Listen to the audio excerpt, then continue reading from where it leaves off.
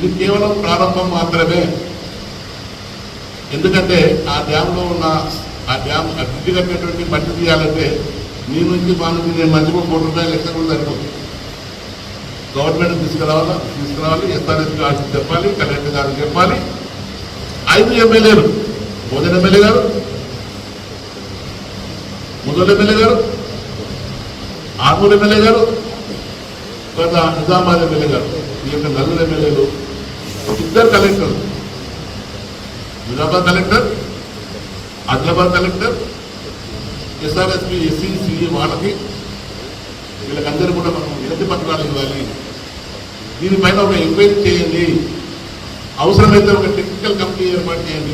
Retired లేదా ఒక retired high court judge ద్వారా ఎంక్వైరీ చేయించండి. లేదా మాకు కాళేశ్వరంలో ఇచ్చినట్టుగా మాకు కూడా ఎకరానికి ₹30 లక్షలు మాకు కాంపెన్సేషన్ ఇవ్వండి. ఎంతవరకు నిలిపేది అనేటువంటిది రాబోయే రోజుల్లో మనం పెట్టుకోవాలి. దాదాపుగా నాకు తెలిసినంత ఇప్పటికే బోధన మండలంలో దాదాపుగా 16 నుంచి 25 వేల ఎకరాల వరకు పంట నష్టం జరిగింది. నేను మిగతా మండలం నాకు 25 వేల ఎకరాలు.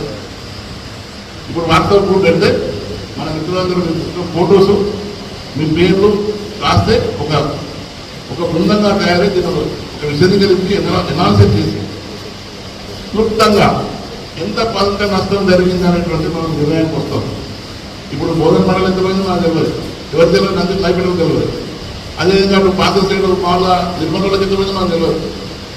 సో ఇవన్నిటికీ ఆ జిల్లా వేరేది, ఈ జిల్లా వేరేది, సమిష్టిగా ఉమ్మడిగా మనందరం ఒక చర్చ కింద రావడం తీసుకుంటారు. అయితే నేనేమంటున్నా అంటే ఆ రోడ్డు నాకు విషయమని చెప్తాను. అక్కడ నందిపేట వాళ్ళకి కానీ, తర్వాత అక్కడ పంచముఖ విలేజెస్ అటు సైడ్ నిర్మల్ జిల్లాకు రైతులు కానీ ప్రజలకు కానీ అసౌకర్యం కలిగిందని చెప్పడం లేదు.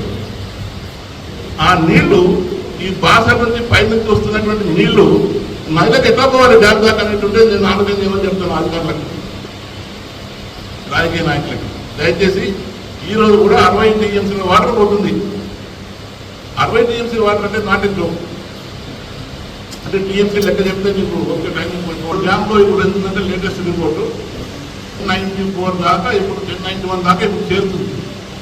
మరి ఇన్ని రోజులు ఎందుకు చేరలేదు?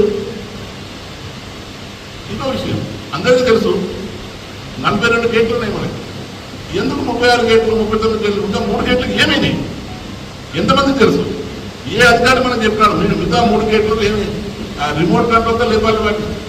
నేను సెక్రటరీస్ ఉంటాను కాబట్టి అవి లేస్తలేవా? అసలు గేట్లు ఉన్నాయా, ఊడిపోయినాయా?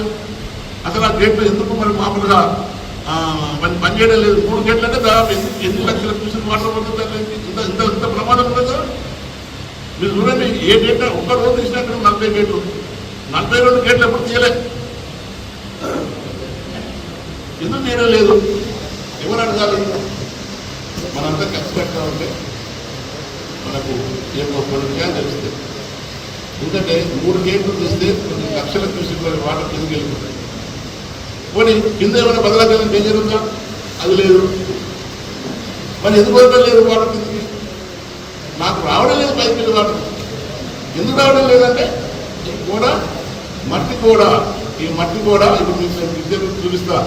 ఈ మట్టి కూడా అనేటువంటిది నా చూపిగా ఒకటి. ఈ మట్టి కూడా నీళ్ళని ఆపుతుంది. ఆ పిల్లర్స్ కూడా ఎట్లున్నాయంటే నవ్వుతారు, కన్వర్టర్ లాగుండేది. కొంతమంది పిల్లలు చేయాలంటే ₹1 పని కాదు. అర్థమైంది. కనీసం 4 ఏళ్ళు పడుతుంది. ఎందుకంటే 2021లో తయారు చేసిన 23 దాకా రీసెంట్ ఇలాగేసింది. నేను ఏ ప్రభుత్వాన్ని నేను కింద పడటం లేదు, ఏ ప్రభుత్వానికి వ్యతిరేకం కాదు, నేను ఏ రాజకీయ నాయకుడు కాదు. కేవలం రైతుల యొక్క ఉపయోగం కొరకు ఈ యొక్క ప్రాబ్లం సాల్వ్ చేస్తేనే రేపు మనం బ్యాక్ వాటర్ అవుతుంది. భద్రాచలంలో నీళ్లు లేకున్నా, మంజీరాబాద్ రాకున్నా 1091 సీ లెవెల్ రావాలంటే ఈ వాటర్ అంతా ముందుకు పంపాలా. మన డ్యామ్లో ప్యాకెట్లో పైసలు లేవు, ఉన్నట్టుగా నీళ్లు లేవు డ్యామ్లో. ఈ వాటర్ అంతా మనం అటు నీళ్లు లేవు, ఇటు మనకు నష్టము చేస్తుంది. ఎవరికైనా డౌట్ ఉందా? నేను డౌట్ ఉంటే చెప్పండి, నేను చెప్తాను మళ్ళీ.